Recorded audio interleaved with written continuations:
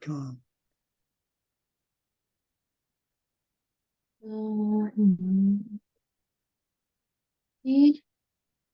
And after Sumati December, yes? December, Without dot? just DEC 20. December 20. Gmail. Okay. Yeah. Let me just check. I don't email myself on that account very often. D. Ben. Benji. Tabaka.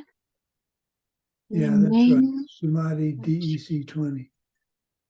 I sent in chat, please, if you can look. It's correct? Okay, hang on. I need to figure out where I am on that. Chat. There. You can put more, and when you... Okay, it's not December spelled out. It's just DEC 20. DEC. Okay, DEC. Sorry. DEC.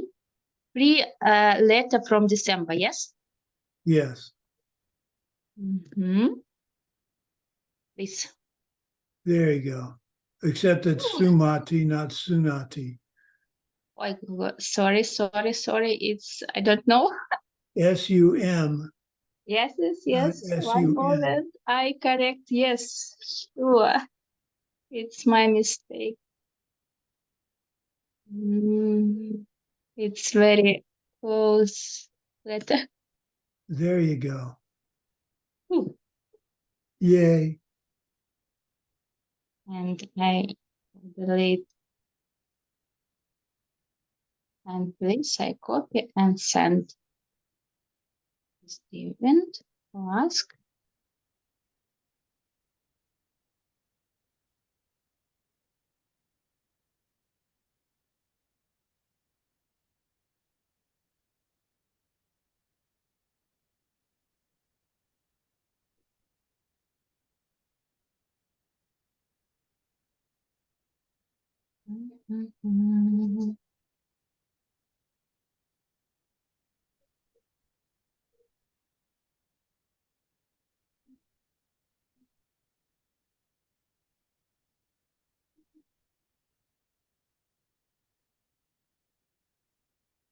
Oh, yes, Sveta here. Our translator.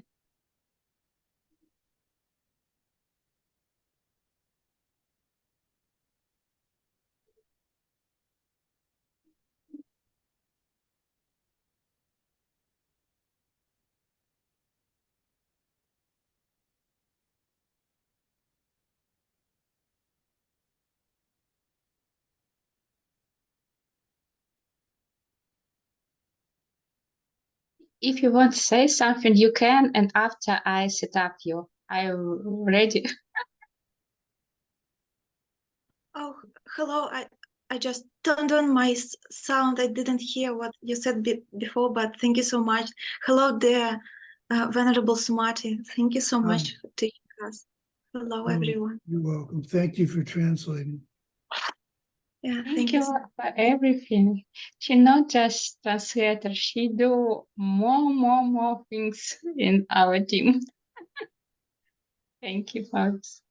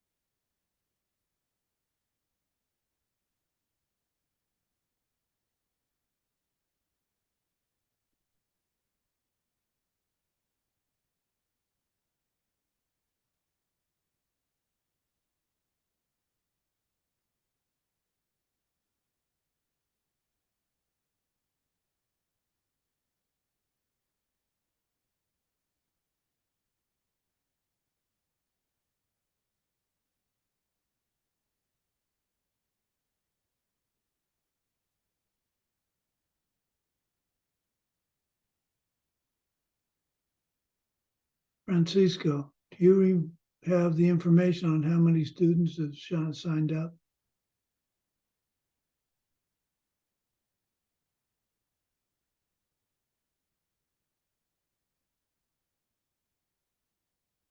I guess not.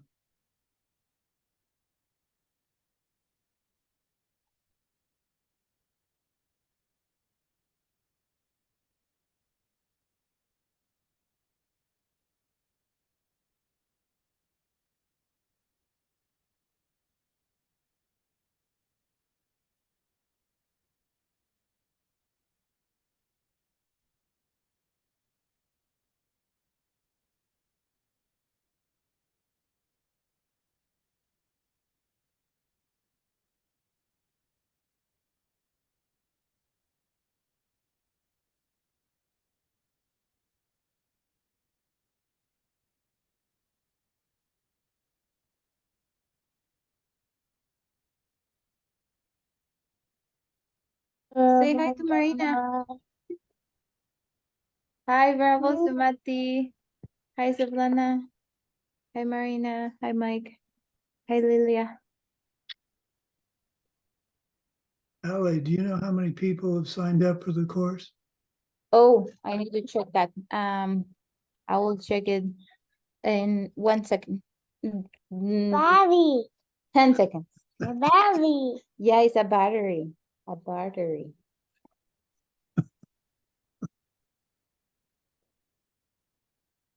Give me 1 second. I will check. No, it's okay.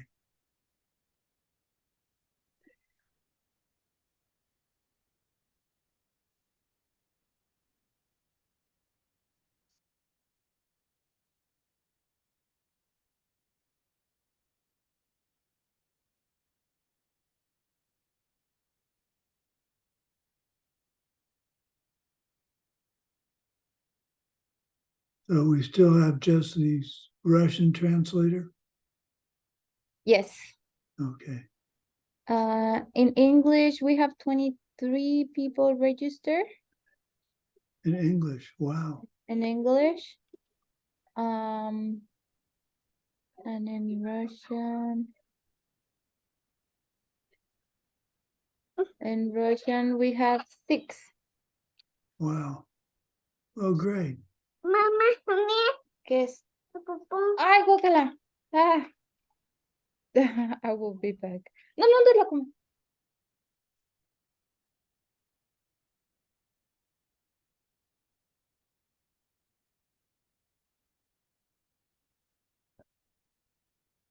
Wish there was some way I could put everybody on screen. I don't think I can.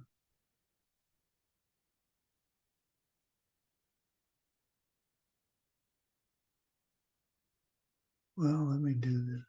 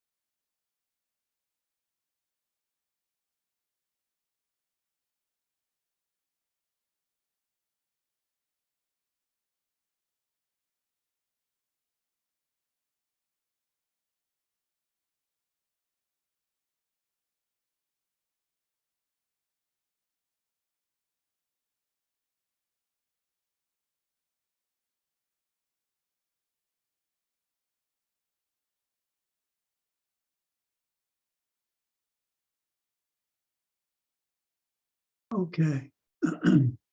Let's go ahead and get started. Hi, everybody. Good to see you all again. I hope you all did your homeworks. Okay, let's go ahead and offer the mandala. So if you know how to make the mudra, please make it. Here is the great earth, filled with the smell of incense, covered with a blanket of flowers. The great mountain, the four continents, wearing a jewel of the sun and the moon. In my mind, I make them the paradise of the Buddha and offer it all to you. By this deed, may every living being experience the pure world. Idam Guru Ratna Mandalakam Niryatame. I go for refuge until I'm enlightened to the Buddha, Dharma, and Sangha. By the power of the goodness that I do in giving them the rest, may I reach Buddhahood for the sake of every living being.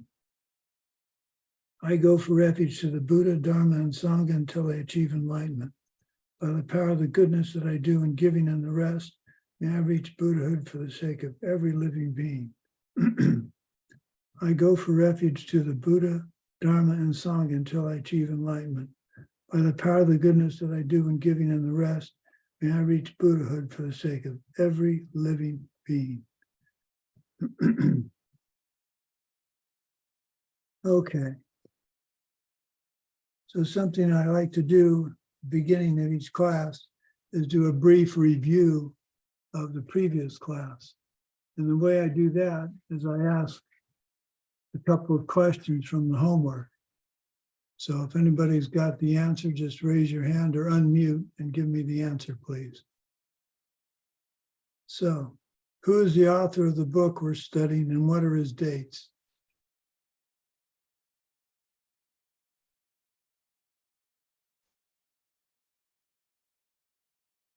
Is that on?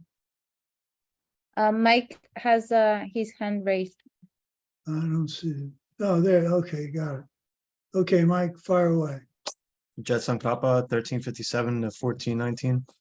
Good. How do you remember the 1357 date? Just curious. I have it in my mind, but I took the thing that you said where you remember the death date and remember how old they were when they died and then do Yeah. the calculation. I like that, but Yeah. I'm just happen to remember it. The first time I tried to remember the date, I remember it as the 357 is the caliber of a handgun. And people look at me like I'm pretty strange. So it's the first four odd numbers, 1, 3, 5, 7. So that's the 1419's a little more difficult, but okay, good. That's a good start. What's the title of the book we're going to use as our reference?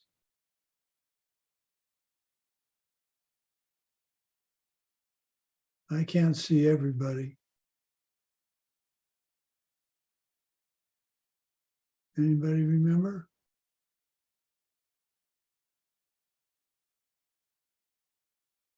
Okay, it's the principal teachings of Buddhism.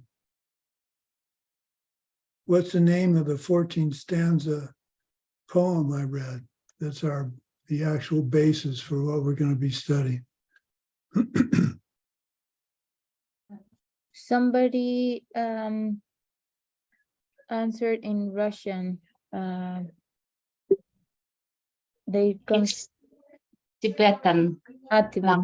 Nam Sum. Yes, Russian transliteration. It's Tibetan. I didn't hear that. Lamtso Nam Sum Good, from Tatiana. good, very good. 3 principal paths, which I really, really, really encourage you to memorize. You memorize 1 stanza a day. In 2 weeks, you'd have it memorized. But it's a great, very comforting thing I have in my mind when I'm thinking of things during the day. At a doctor's office waiting for an appointment, you can recite it. So I encourage that.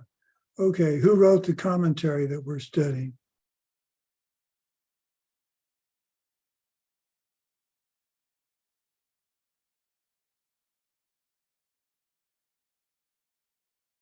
Nobody? Папон Rinpoche. Pavanka Rinpoche, Папон 1878, 1940. Okay. And finally, what are the three principal paths?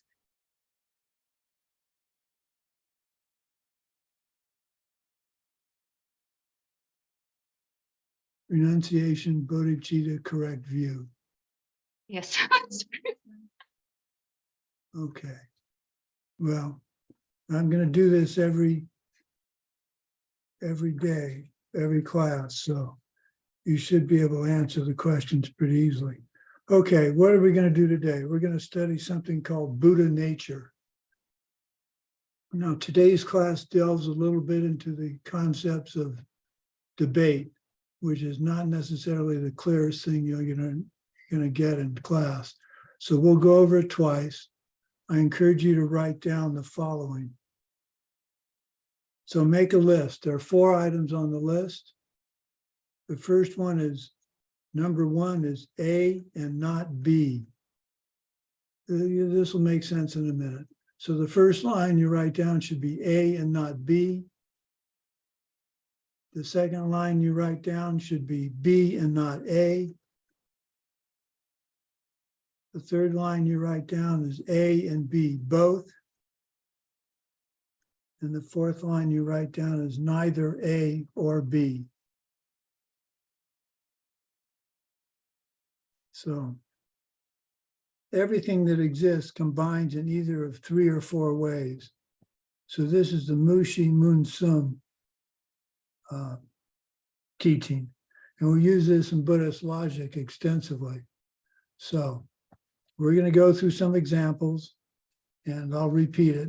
And if I know this is going to be a little bit confusing, but bear with me. Okay, so there's A and not B, B and not A, A and B both, neither A nor B. So the example we're going to use is the statement, the sky on earth is blue. So take A to be sky and B to be blue. So A and not B.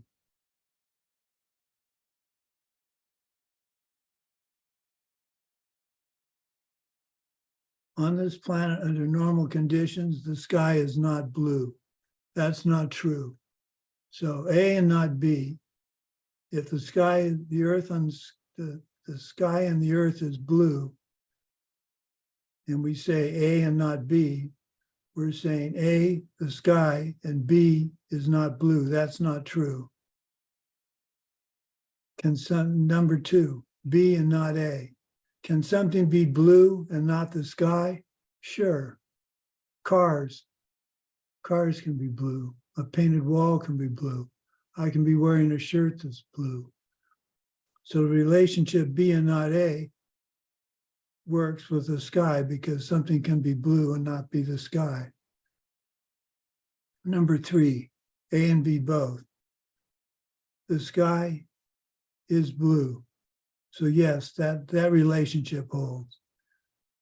Neither A nor B. Lots of things are not the sky or not blue. So that relationship holds. So we use this in debate to investigate and prove things. So for this class, we're going to use this idea to investigate the relationship between virtue and the cause for Buddhahood. Now, we talked about virtue last class and the difference between virtue and wisdom. Virtue is a good deed. Merit is a good deed, is a virtue done with wisdom. So when you see virtue and merit in the various teachings down the road, it's a good idea to remember that virtue is a good deed and merit is a good deed done with wisdom, understanding its emptiness. So here's the idea we're going to investigate with the four statements. We're going to investigate the relationship between virtue and the cause for Buddhahood. Is virtue always a cause for Buddhahood?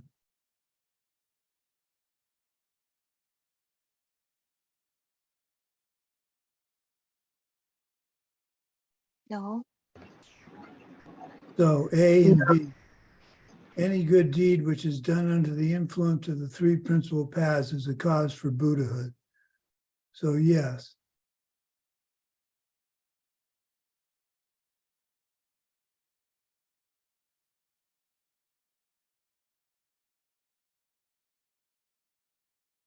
So here we mean, for example, use the three principal paths. You're not killing a cockroach because you are determined to be free of suffering, are willing to do what you must do to get there. You have generated the wish to achieve enlightenment so it can help all beings, and you know that killing that creature will prevent you from achieving your goal for eons. And three, you understand the relationship between karma and emptiness and how the relationship functions to create you and your world. So that's correct view. Our good deeds must be motivated by the three principal paths in order to bring you to Buddhahood. So number one, any good deed which is done under the influence of the three principal paths is a cause for Buddhahood.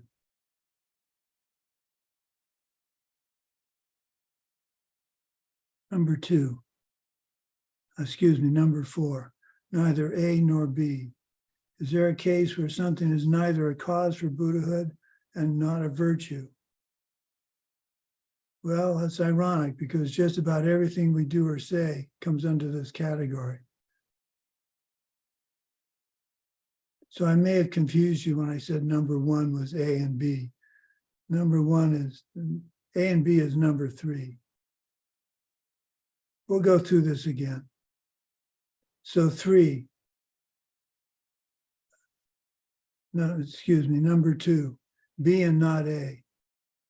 Is there something that is a virtue but will not be a cause for Buddhahood? Sure. Things that we do without understanding correct view, which is just about everything. So there are 10 non-virtues you may have heard about. There's this list of 10 non-virtues. We're going to go to this in much greater detail soon.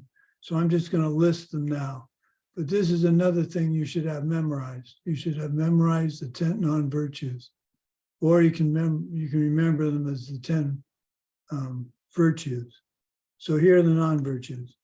There's 3 of body: killing, stealing, sexual misconduct. This is a good time to mention when we give a list, at least in Geshe Michael's tradition, we give a list. Normally the list has a significance for the order. So if you're going to memorize, and I strongly suggest you do memorize the 10 non-virtues, it should be in order. So killing, stealing, sexual misconduct, there's 3 of body. There are 4 of speech: lying, divisive talk, harsh words, useless talk. And 3 of mind: ill will, craving, and wrong view.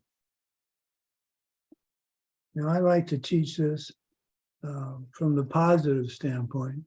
So you could look at this, instead of saying the 10 non-virtues, you could say the 10 virtues. So if you do the 10 virtues, it would be respecting life, respecting others' property, respecting others' relationships. The 4 of speech: speak only the truth, speak constructively, speak sweetly, and not gossiping. Then there's 3 of mind: thinking kindly toward others, not wanting things ignorantly, and believing in past and future lives. So let's go through those one more time. The 10 non-virtues: killing, stealing, sexual misconduct. Those are the 3 of the body. 4 of speech, lying, divisive talk, harsh words, useless talk. And the 3 of mind, ill will, craving, and wrong view. But if you look at it from the positive viewpoint, 3 of body would be respecting life, respecting others' property, respecting others' relationships. The 4 of speech would be speaking only the truth, speaking constructively, speaking sweetly, not gossiping. And the 3 of mind, thinking kindly toward others, not wanting things ignorantly, and believing in past and future lives.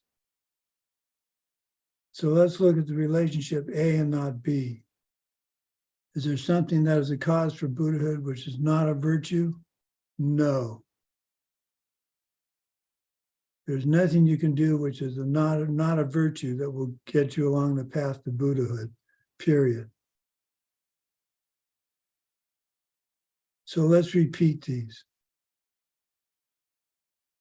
A and B.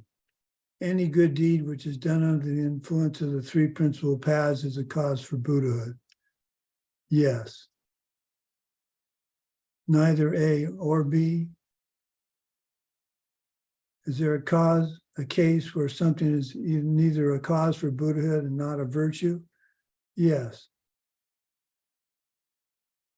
Almost everything we do, think, or say until we've come into the Dharma, and even then, until we're very good at understanding and monitoring what we do in the day, just about everything we think or say is neither a cause for Buddhahood nor is it a virtue. B and not A. Is there something that is a virtue that will not be a cause for Buddhahood? Yes. Good deeds done without understanding correct view. Now, there's nothing, you got to understand when we say doing a good deed without correct view, it's still a good deed. That's not the issue. The issue is it going to ripen? Is it going to be a powerful cause for your future Buddhahood, or is it just going to ripen as something pleasant and go away? It's the difference between dirty good karma and good karma. And that's what we're going to be discussing later in the course. So you have to understand this, all the deeds, when I say just about everything we do is not a cause for Buddhahood in the sense that it's a virtuous deed, but it's not done with wisdom. Just you have to understand as you go through the day, the more you get into Buddhism, you're going to understand that what you do, you need to be thinking about karma and emptiness all through the day, not just in class and not when you're meditating. So it's important to, well, we'll talk about dedication shortly. I guess the point I'm trying to make, as you're taking these courses, you're going to become more and more aware of how what you do ripens in your life. So I look at it this way. The past is what's governing my present, and my present is what's going to govern my future. So my past, I don't know what I did in my past. I mean, I can remember what I did in this life, but I have no idea what I did in previous lives. But that's what's ripening now for my current existence. So again, with my Parkinson's, I've inconvenienced people in the past. I don't remember doing that in this life, but I did it in a past life, and that's what's ripening now. I can't do anything about that in the present, or can I? Well, sure I can. I can't get rid of my Parkinson's, but I can be sure in this life not to inconvenience others. And this is where it comes in with wisdom. I can do that and just go through my day and not inconvenience people. Or if I do it with wisdom, I say, by not inconveniencing people today, I'm setting the seeds so to not have inconvenience in the future.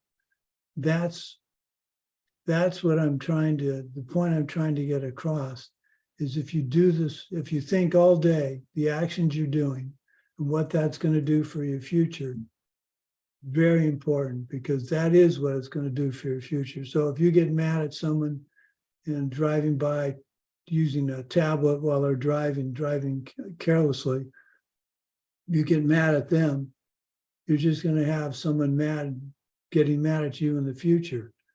If, on the other hand, you see them go by and you think, that's not a safe way to drive, I shouldn't drive that way, but maybe they're driving that way because they need to get a hold of one of their kids or their husband. Something terrible has happened, they need to get a hold of them, and they don't want to pull over. So the first, thinking they're idiots for driving that way, is not thinking about what's going on with wisdom. The second, trying to figure out a way to understand why they're doing it. Now, they may be indeed driving because they're watching a movie on their tablet, but you don't know that. And because you don't know it, you don't want to make an opinion or judge them. So it's a bit of a detail, but that's how I go through my day. I'm looking for the little things that I can show. I can understand they're ripening from what I've done in the past and how I'm going to react. Because what is karma? Karma is movement of the mind. That's the definition of karma. We think it's what we do in thought, word, and speech, but it starts with movement of the mind. So I don't get mad at people, as I said last class. I don't get very mad at people anymore, but I get mad at myself. That's movement of the mind. So I'm setting the seeds for angry people in the future because I'm still getting mad at myself. So I need to catch myself doing that and stop it if I don't want to have mad people angry at me in the future.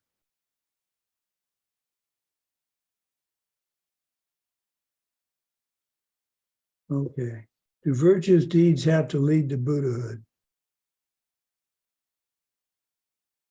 Well, not necessarily. And that's where,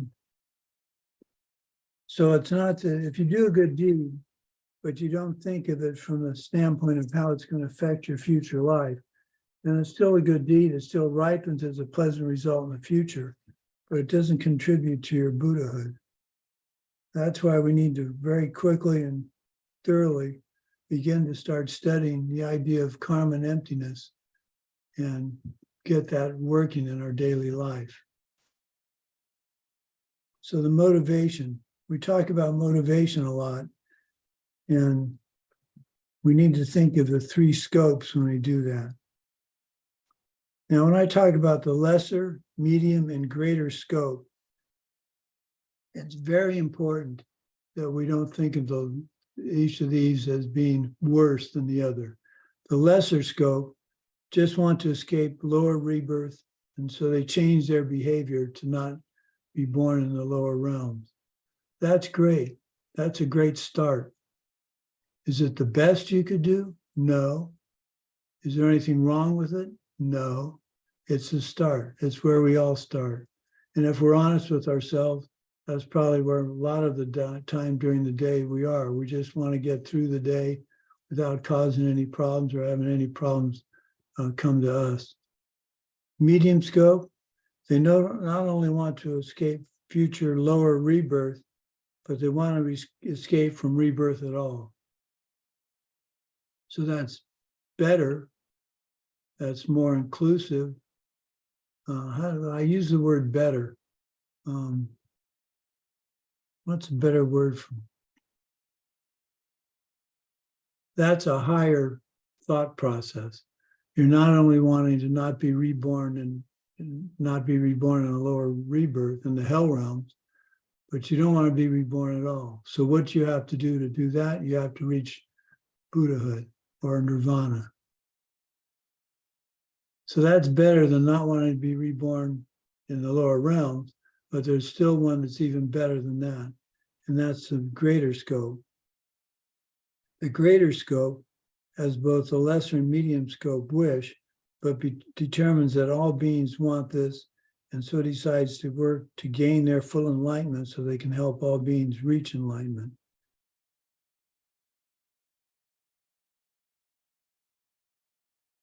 So again, when we talk about lesser, it's not that they're, well, I can't come up with a word right now.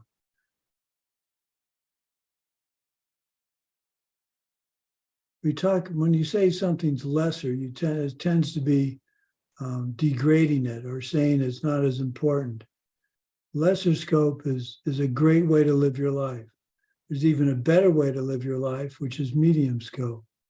And the best way from a Mahayana perspective is the greater scope, where you're trying to reach your enlightenment for the benefit of all living beings, instead of just yourself or just not being reborn in a lower realm.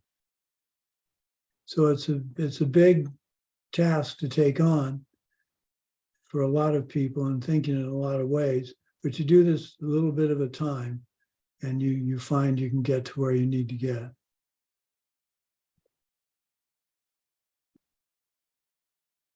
So what is it we must understand to develop an effective motivation?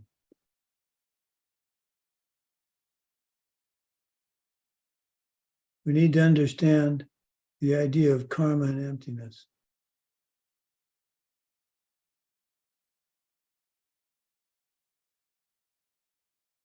Now, the goal of understanding karma and emptiness is to actually have the direct perception of emptiness.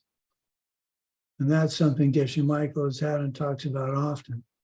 And that's something we're trying through these classes, these courses. We're trying to develop the skill necessary, meditative skill, and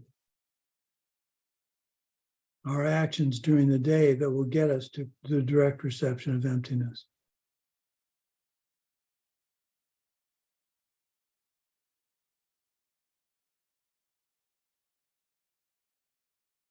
Generally directly perceived in very deep meditation, it's out of this desire realm. The difference is between believing it is true and knowing it to be true due to personal experience. So we can have a great intellectual understanding of emptiness, which is wonderful. And I'm not sure I have a great perception of understanding of emptiness, but I do go through my day, looking at my day and how I react, understanding how karma and emptiness are related. They're the two sides of the same coin. Karma,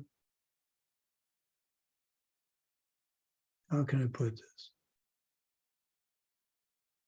Nothing in the outside world, nothing in your world is self-existent. And that's something we're going to have to grasp. Everything in your world is coming from your karma ripening, your projections from your karma ripening, period. There's no ifs, ands, or buts. When someone says to me, it's my karma's but, they're being ignorant. Because it isn't your karma but, it's your karma so.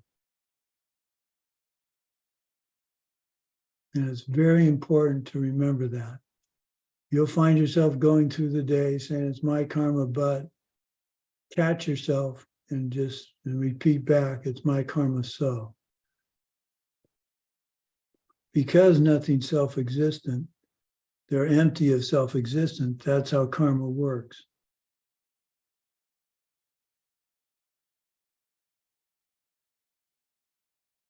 It typically takes 7 more lifetimes after you've had the direct perception of emptiness to finish off your mental affliction and develop the virtuous habits that will ripen into full enlightenment. So, 7 more lifetimes. If you don't have the direct perception of emptiness, you can still become enlightened, but it takes forever, according to the scriptures. So how can you speed up this process? Well, that's what Tantra is all about. So why not just do Tantra since it's so powerful and you can get to the direct perception of emptiness that way? The reason is Tantra doesn't work if you don't have a good foundation in the Sutra classes. The whole point of these 18 courses from Geshe Michael was to prepare us for the Tantra teachings he gave at the Diamond Mountain University in the early 2000s. That's the whole point. Well, I take it back. The whole point of the 18 classes is to 18 courses is to generate teachers. And by teaching the Dharma, by teaching the 18 courses, you get a much greater understanding of the Dharma. And that's the kind of thing that would allow you to encourage you to want to take the Tantra courses. But you can get, if you take these 18 ACI courses, you get an excellent foundation in Buddhist practice. And that's one way to lead a very virtuous life. Because you've got to study, in order to see emptiness directly, you've got to study, meditate, and very importantly, most importantly, you have to serve others. You can be a great meditator, you can spend hours on your cushion, you can study, but if you don't serve others, it's going to take you much longer to get to your goal. So when my wife and I came out of 3-year retreat, we had this very much in mind. And so for several years, I'd say 4 or 5 years after 3-year retreat, in order to pay back the generosity of Diamond Mountain and sending us in food and taking care of us, we came to the retreats that were held at Diamond Mountain and we cooked and washed dishes and prepared salads. We served others. We were serving 100, 120 people at a time. That's the idea of service. So we were trying to pay back, knowing that serving others was an important aspect of the process of seeing emptiness directly. We decided to serve not just individuals, but a large group of students, very powerful karmic objects, because they were studying the Dharma with Geshe Michael. And as we'll see down the road in the karma class, they're different. The power of the karma you do, of an act that you do, depends on who you're doing it towards. So the strongest karma comes from doing an act to help your Lama, to support your Lama. But if you're doing a karmic deed, helping others that are studying the Dharma, that's very important. Now, sometimes students with families get upset or get worried because they can't find the time to sit and do meditation or to study because they have all the family needs. Well, it turns out that your family are very powerful karmic objects. Your children, your husband, your wife, all very powerful karmic objects. So by trying to do your practice from a family life way of doing things is extremely powerful. So don't get concerned that you can't study as much as you want, or you can't meditate as much as you want. Set the seeds for doing that by serving your family. And what does serving mean? It doesn't mean doing what they want to do. It means taking care of them. That may mean what they want to do, but I serve my wife. I cook. I'm the cook. I've cooked for, well, let's see, I've been married now. How many years? 47. Been married 47 years. And I've cooked I've cooked the entire time. She can cook, but she doesn't like to cook. So she does the dishes and takes care of keeping the house clean.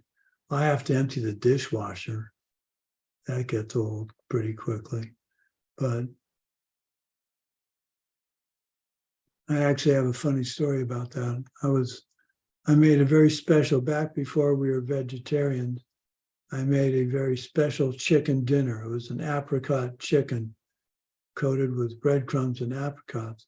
I took all this time to make it and I put it on the table and she looked at it and she said, "This really looks nice, dear, but there are too many calories. You don't have to be that fancy."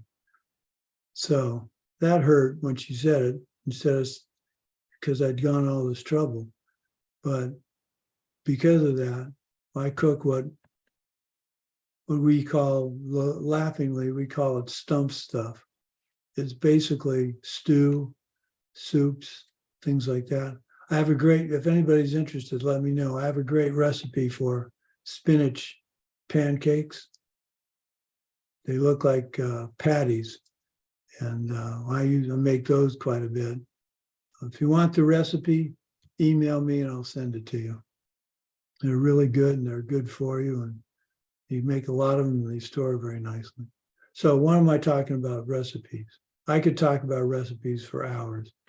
The reason I'm talking about recipes is I'm serving my wife, a powerful karmic object, by taking care of her nutritional needs.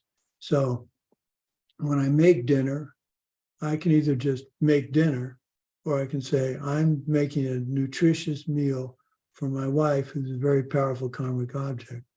That makes the virtue of making dinner into collecting merit, because I'm doing it with wisdom. That's the thought process I want you all to start thinking more and more each day. It's not thinking that when you're on your cushion in the morning. It's thinking that the entire day. So you let somebody go in front of you in traffic. You can either say, well, that's a nice thing to do, or you can say, I did that with wisdom because I know that's how I'm going to get people to allow me into traffic when I need to get into traffic. When I was 15, 16 years old, well, I guess that's not true. It was more like 18, 19 when I got my license. For out of reasons I still don't understand, I used to stop and pull over and help people change their tires if I saw them with a flat tire.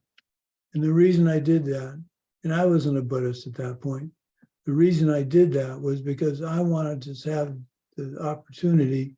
I figured I was setting the opportunity for my brothers and my sister and my mom and my dad to have someone pull over and help them when they needed it. So by doing that as a kid, I inadvertently was doing something with wisdom. So something as trivial. So at Diamond Mountain, we have a lot of rocks, and it had a lot of rocks and nails from all the construction, and people were always getting flat tires. So they'd call me at 2 a.m. I'd get dressed and I'd go fix their flat tire. But I wouldn't just fix their flat tire. I'd do two things. I'd teach them how to fix a flat tire, change the tire. And I think by doing this, I'm setting the seeds for my getting the help in whatever form I need. So one, you could think, well, if you fix tires, all you're going to get back is people helping you fix tires. That's not the point. I'm helping someone in a time of need to get somewhere they need to get. That's the kind of karma that's going to ripen. So that may mean someone will help me catch a plane flight as I'm almost going to miss a plane flight. They help me get to the gate on time. That's coming from karma ripening from a past deed of helping someone else get somewhere, not on an airplane, but fixing their flat tires so they could get to a teaching on time, fixing a flat tire so they could get home on time. So correlate what you do during the day with what you want to see in the future. It's really that elegantly simple. Okay.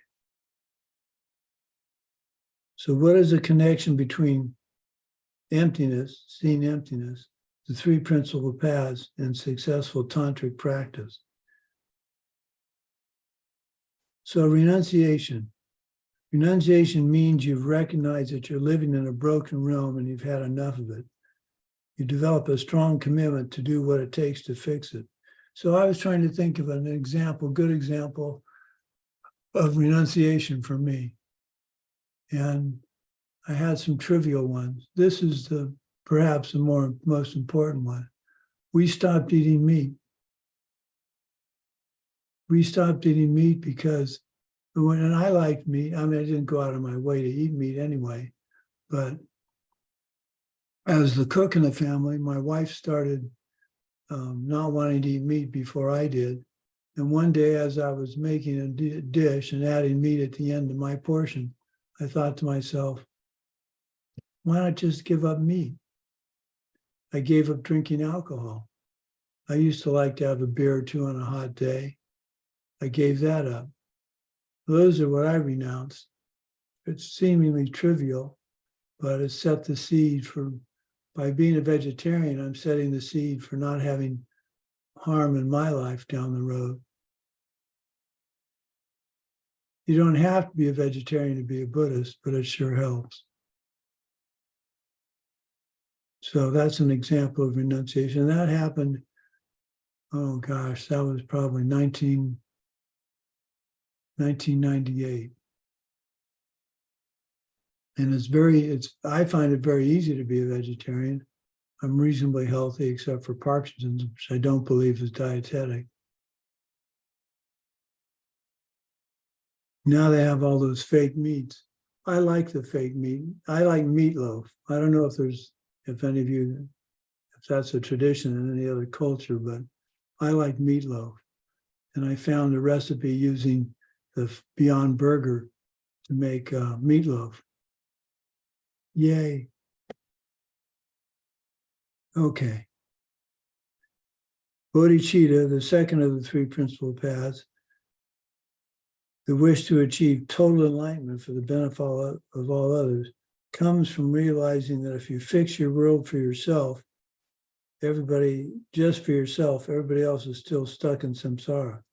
Knowing that you are incapable of helping them in any substantial way without being totally enlightened, you increase your determination to reach total enlightenment so you can help others be free from their suffering.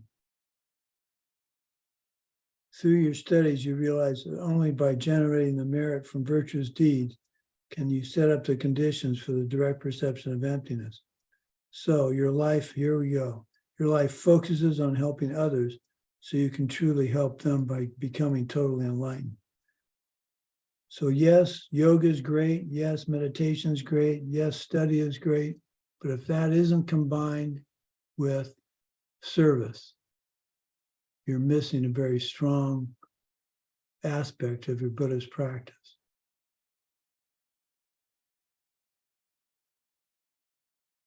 So correct view, intellectually understanding it is a driving force that makes renunciation and bodhicitta all that more important. You need to make strong efforts to reach the direct perception of emptiness. Strong belief and practice in the three principal paths can bring you direct perception, but scripture says it takes a very long time. So this is where Tantra comes in, as I mentioned earlier. But Tantra is not for everybody.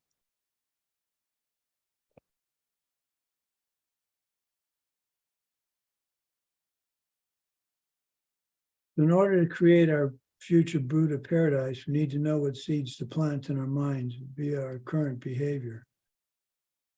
So what are the two main causes for Buddhahood? There are method and wisdom. Method, tap, and wisdom is sherab. Method is bodhicitta, which requires renunciation. Wisdom is correct view, the direct perception of emptiness, a very strong intellectual and practical understanding of it. So how do these two create Buddhahood? How do I see myself? I think I'm a normal human being trying to become enlightened. Someone else with huge good karma could see me as a good teacher or a friendly and nice person. A perfect in traffic might see me as being in their way. A mosquito sees me as tasty. A red ant sees me an enemy and must be driven away. So here's another way of looking at life. I believe I have a pretty good sense of humor. I actually think I'm pretty funny. Not everybody does, but I do. So sometimes my sense of humor could irritate others. So when I get red ants, I get a very powerful allergic reaction to red ants. They irritate me. So where's that coming from? I can look at it in a number of different ways, but maybe because I irritate people with my sense of humor, that's what's ripening for me to have ants bite me and irritate me and cause me to swell up like a balloon. Now you could say, well, that's silly. How can that possibly matter? Well, one thing I really like to teach, and I think it's a very important thing when you're talking about karma and emptiness, is people tend to look at direct correlations. So I irritate people, so they must irritate. I will see irritating people in my future. Or I could have red ants irritate me. So if I don't want to have red ants irritating me, I will have to stop irritating people, period. Now it seems kind of dumb, and I will admit it does seem dumb. But that's if you look at something like red ants bothering me, and I say to myself, where's the karma coming for having red ants irritate me? Well, what's the irritation do? It causes an inconvenience to me.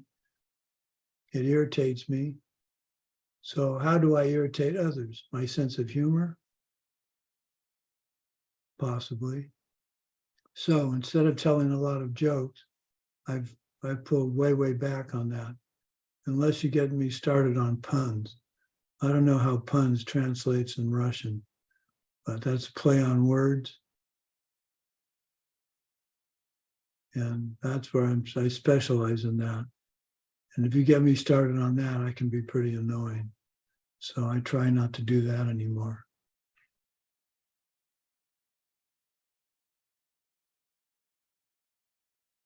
None of these things. So this is the key you'll hear over and over again. I cannot be all of these things at the same time, or can I? Depends on the number of people looking at me or observing me.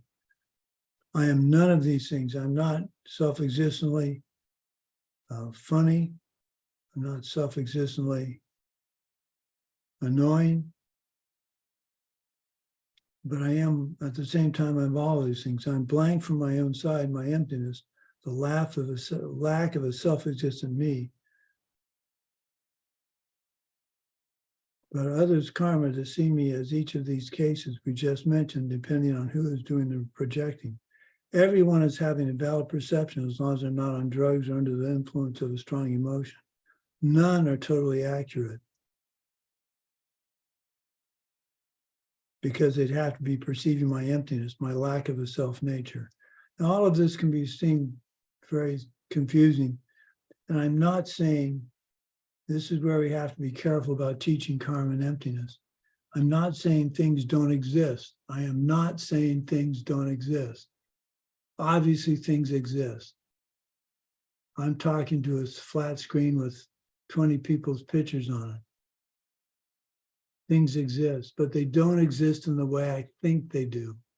So when I say there's no self-existent thing, we're not saying things don't exist. It's very important that of all the things we talk about today, it's very important that you understand we're not saying things don't exist. They don't exist the way we think they do.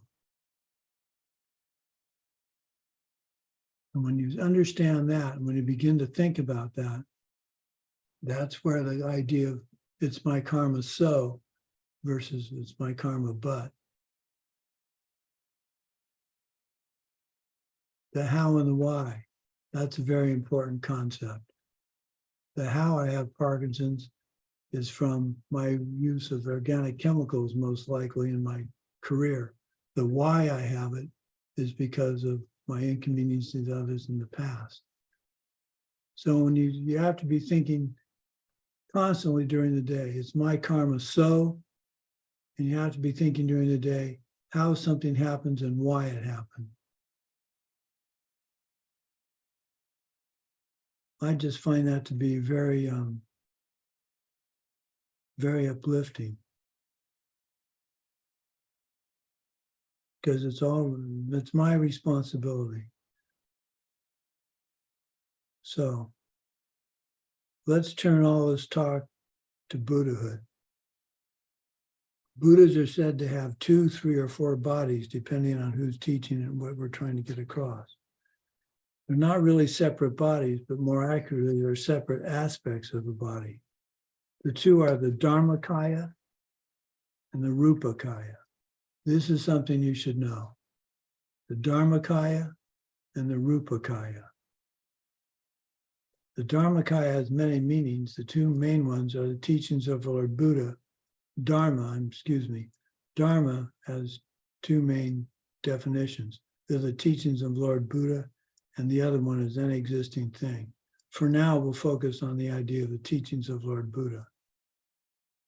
In our context of Buddha, how to reach Buddhahood, it means the omniscient mind of a Buddha, the ability to know everything that has existed, exists now, or will exist, all simultaneously. It also includes the emptiness of a Buddha's mind, which is called Buddha nature. Now, when you say the emptiness of the Buddha's mind, we're not saying it's empty of anything. We're saying it's not self-existent. The potential to become when you say the emptiness of the Buddha's mind, we have, which is also called Buddha nature, we also have it, which is the potential to become a Buddha. I look at emptiness and you say it's the lack of self-existent things. I look at emptiness. This isn't that. Emptiness is a difficult, how can I put this? The concept of emptiness is disserved by the word emptiness, because when we use the word emptiness, we think of a container that's empty. It has nothing in it. The nothing that's not in it is the self-existent thing. So I like to think of emptiness as potential. There's a potential in my life for my karma to ripen. And how it ripens is due to what I've done in the past. So the potential is out there. The potential is out there for me to see emptiness directly. The potential is out there for me to become a Buddha. That's the emptiness of my mind, is there's the potential there for it to change and become a totally enlightened being. So that keeps me going, knowing that the potential is out there. There's no reason I can't reach it. I just have to do the right thing, which is study, meditate, and serve others. So Dharmakaya, wisdom body or aspect of a Buddha. The Rupakaya is the form body of a Buddha, the physical aspect, and it has two parts, the Sambhogakaya and the Nirmanakaya. The Sambhogakaya is enjoyment body, which is a form taken in our paradise, and which only highly realized beings can see. The Nirmanakaya is the emanation body, which spontaneously appears wherever needed in whatever form necessary. So, Nirmanakaya, emanation bodies. We had a very interesting thing happen about a week ago. We had a car full of recycling that we took to the recycling center. The recycling center is next to a fire station, and it's in a gravel lot with a container for glass and various other things. I went there once, and I was driving home, and I got a flat tire.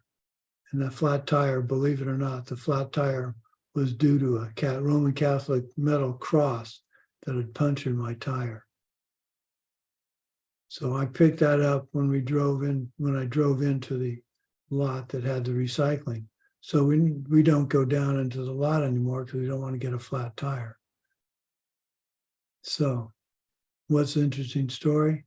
We're sitting there. Well, my wife's about the same. Well, she's a year younger, but I guess we look decrepit because a lady showed up out of nowhere and helped us and to empty the car of all the recycling. So where did that come from? My helping others in the past?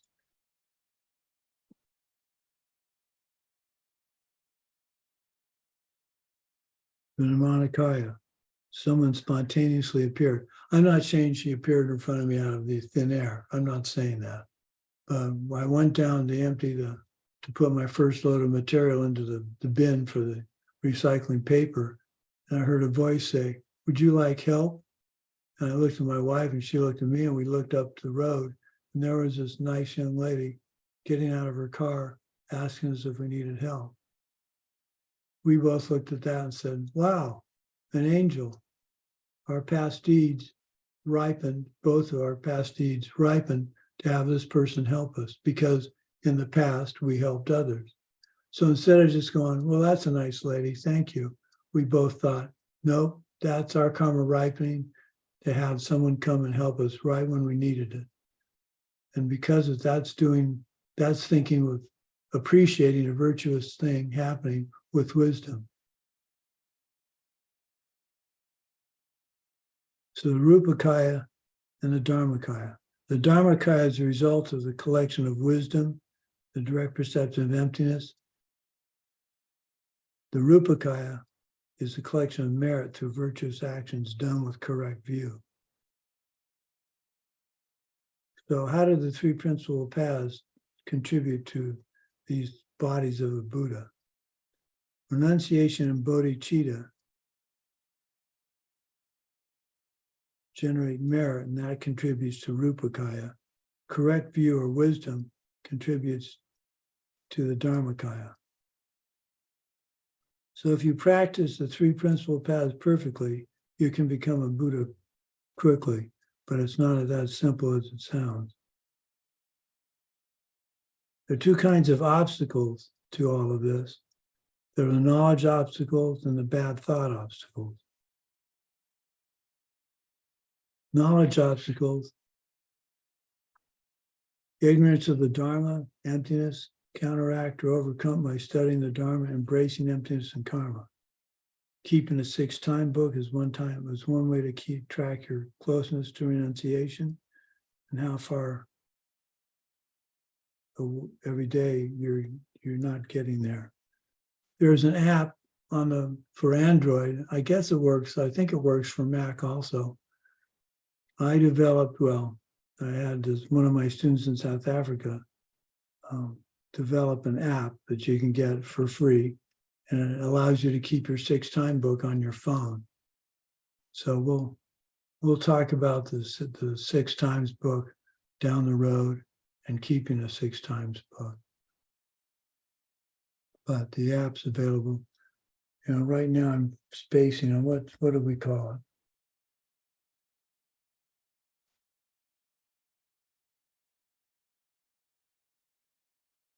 Keep My Vows. It's an app for free.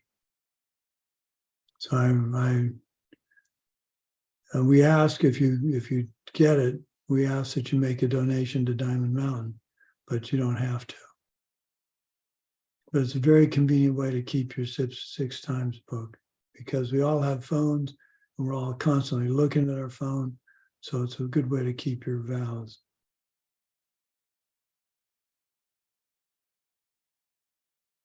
So knowledge obstacles are not studying the Dharma.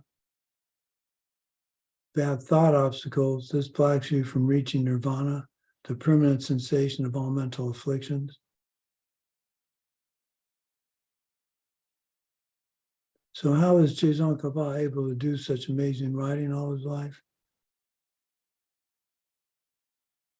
At an early age, he had many realizations and applied this knowledge to his worldview. And he's in contact with Lord Manjushri often, who dictated much of what he wrote.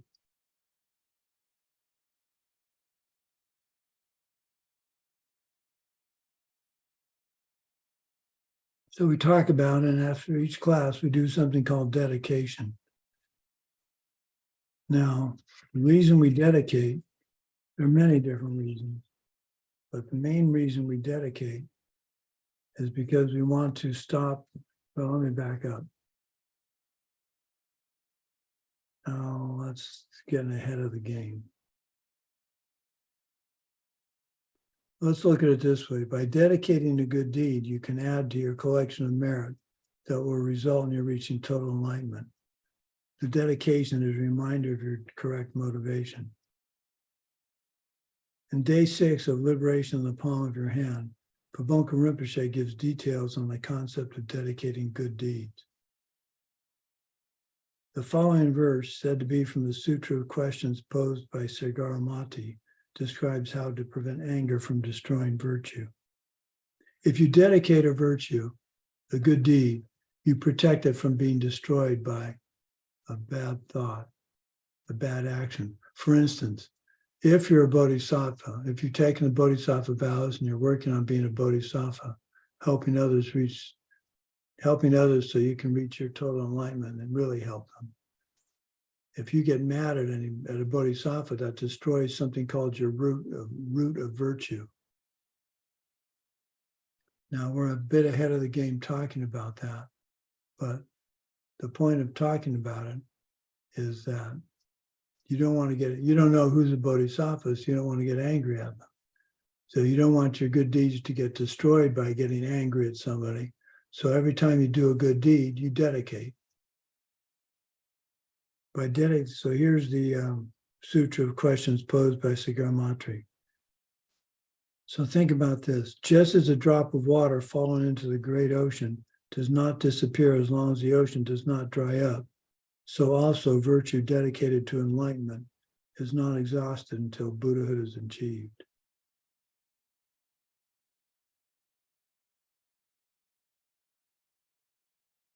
So you want to dedicate. So you do something good, you dedicate. You can do something as simple as saying, I dedicate this to my future enlightenment. That's a simple one. There's also, let me see if I've got it here, easy to find.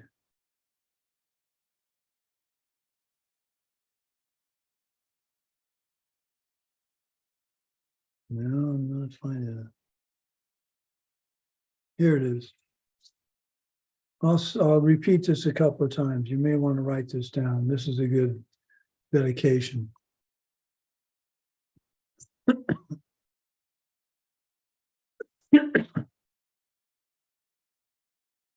May the precious Bodhi mind, not yet born, arise and grow. May that born have no decline, but increase forevermore. Now let me repeat that. The precious Bodhi mind, not yet born, arise and grow. May the precious Bodhi mind, not yet born, arise and grow. And may that born have no decline, but increase forevermore. So if you say that after you do a good deed, say to yourself, may the precious Bodhi mind, not yet born, arise and grow. May that born have no decline, but increase forevermore. You've dedicated that good deed, and it cannot be destroyed by anger at a bodhisattva.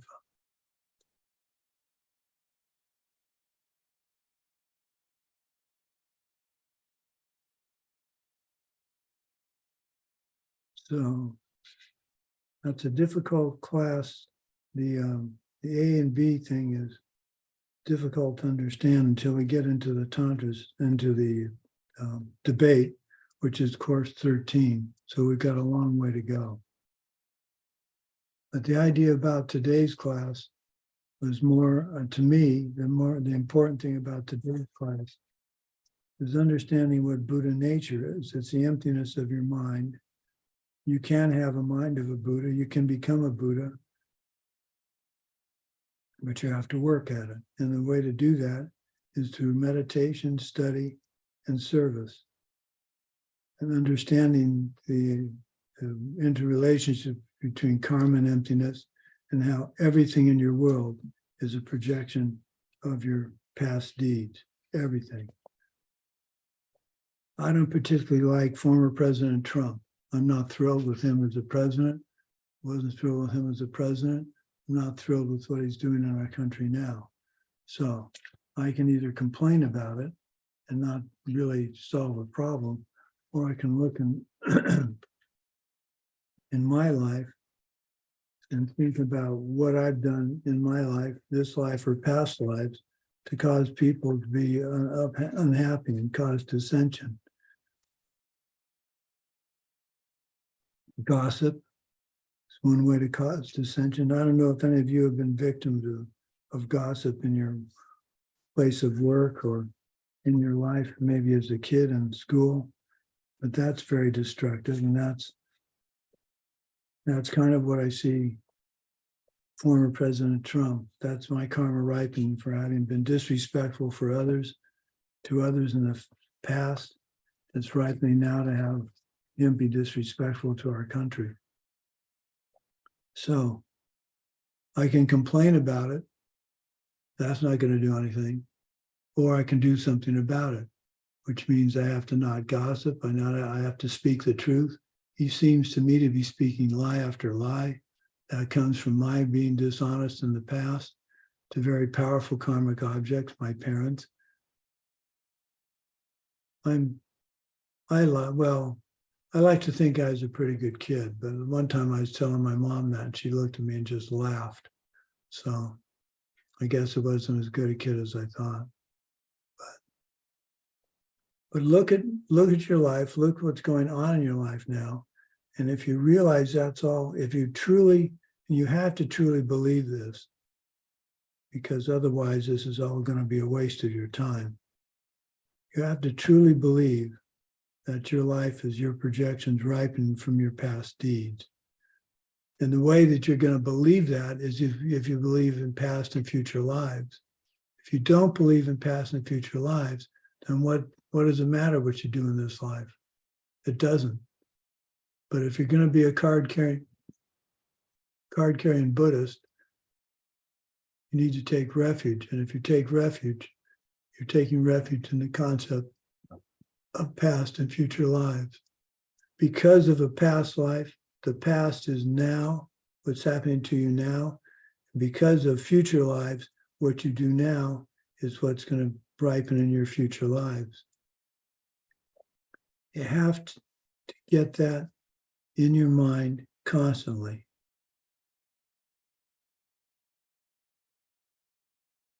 You have to get that in your mind constantly. I can't emphasize that enough. All the rest of this is very interesting. It helps you understand and make progress on your path, the three principal paths. But if you don't really understand, well, maybe not understand isn't the right word. If you don't really believe and start to run your life based on karma and emptiness, you're just going to get reborn again and again.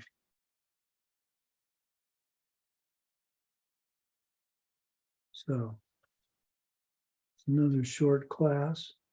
There will be days when we go the full 2 hours. I tend to go through things pretty quickly.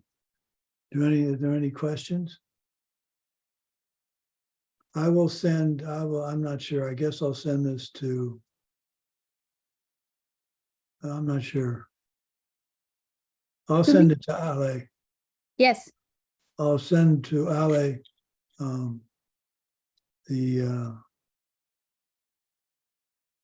the list of the 10 virtues instead of the 10 non-virtues, and I'll send you that dedication prayer. So I'll type that up and send it.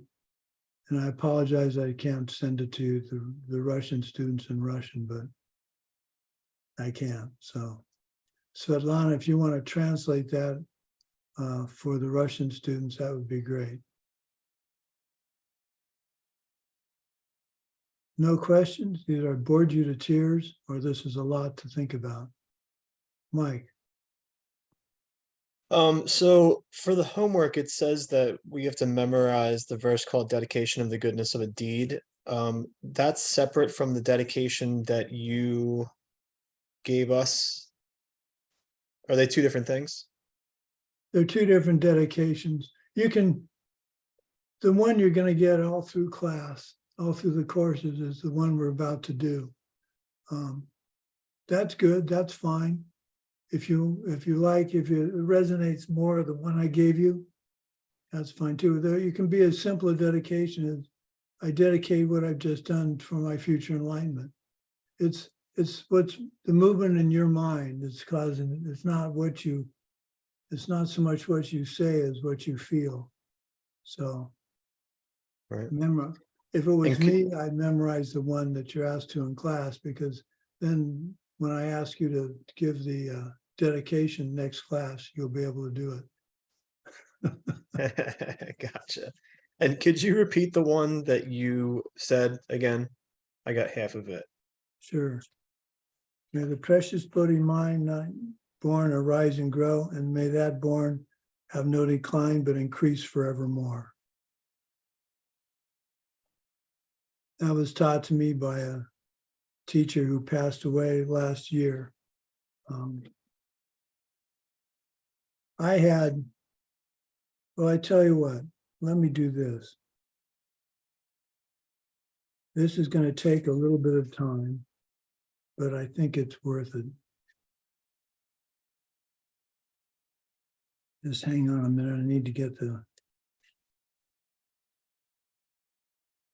in front of me what I want to do here. I'm going to read to you the dedication that I did every day during my 3-year retreat, twice a day. I used to have this memorized, and I'm going to put the piece of paper in front of me just in case I can't. So here you go. Close your eyes and just listen, because I think you'll find this, I hope you find it pleasant and interesting. With the wish to free all beings, I shall always go for refuge to the Buddha, Dharma, and Sangha until I reach full enlightenment. Filled with wisdom and compassion, today in the Buddha's presence, I generate the mind for full awakening for the benefit of all sentient beings. As long as space remains, as long as sentient beings remain, until then may I too remain to dispel the miseries of the world. May all sentient beings have happiness and the causes of happiness, and may I help them achieve this. May all sentient beings be free from suffering and the causes of suffering, and may I help them achieve this. May all sentient beings never be separated from the highest bliss, which is devoid of suffering, and may I help them achieve this. May all sentient beings come to rest in the great impartiality, which is free from attachment and aversion, and may I help them achieve this. O Gurus, Buddhas, Bodhisattvas, O Tara, Mother of us all, please listen to what I now say from the depths of my heart. Watch over Tenzin Gyatso, protector of the land of snows. He who is of one taste with Avalokiteshvara, guide him and protect him, that he may live long to bring liberation to his people and the Dharma to all sentient beings. May all his goals and wishes be achieved. Through this merit, may I soon attain the enlightened state of Guru Buddha, so that I may be able to liberate all sentient beings from their suffering. May the precious Bodhi mind not yet born arise and grow. May that born have no decline, but increase forevermore. May the source of benefit and goodness, the Dharma, spread and expand. May the beings upholding the Dharma have excellent health. May the source of happiness and well-being for all embodied beings, the Dharma taught by the Buddhas, always increase. May the merit of my life and my practice be for the benefit of all sentient beings without exception. O Gurus, Buddhas, Bodhisattvas, please listen to what I now say. Just as all the previous Sugatas generated the mind of enlightenment and practice in accordance with Bodhisattva precepts, so shall I too, in order to benefit all that lives, give birth to bodhicitta and follow its precepts. By the pureness of the power of my intentions, by the power of the blessings of those gone thus, by the power of the realm of emptiness, may all the goals that I may have and all my wishes, whatever they may be, come true with perfect ease. In all my lives, may I never live apart from my perfect longing. May I bask in the glory of the Dharma. May I fulfill perfectly every level and path and reach then quickly the place where I become myself, the one who holds the diamond.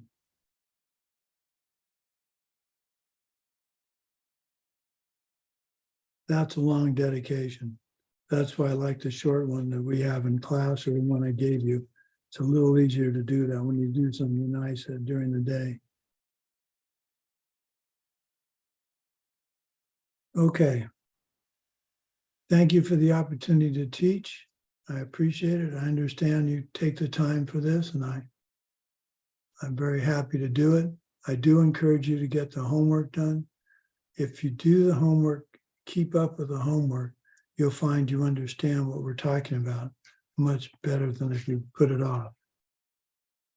I really, really encourage you. I used to have students hold their homework up and show me they'd done it, but I'm not going to do that to you guys. There are too many of us. Okay.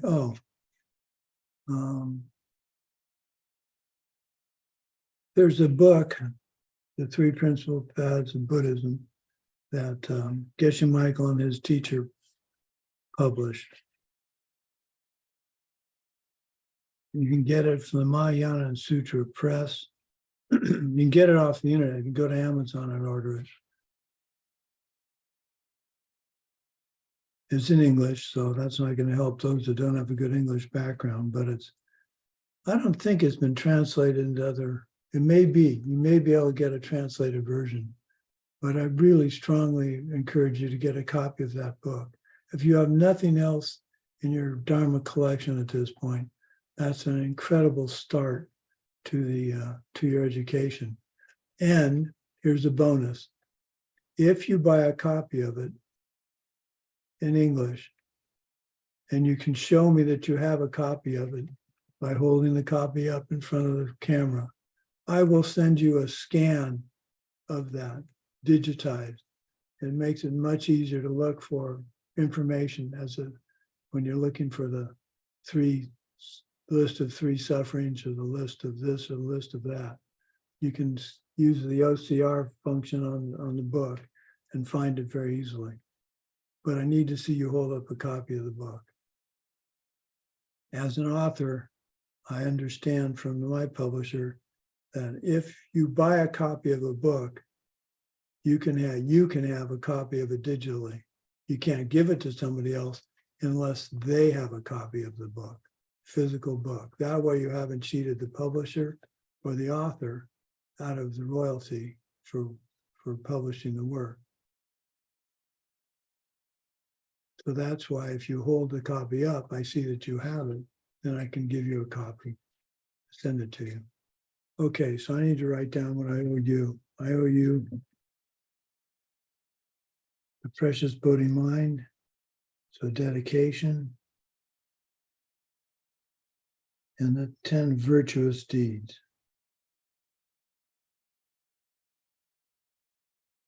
Okay, I'll get that to you as a PDF later today. Okay, everybody, have a good weekend. We'll see you on Monday. And again, if you have any questions, we posted my my email address on, let's post that one more time. And I'm happy to answer questions. That's what I'm here for. I'm here to help you understand the Dharma as best I can.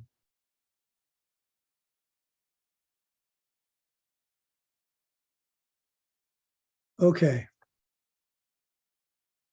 Take care of yourselves. Enjoy a beautiful weekend.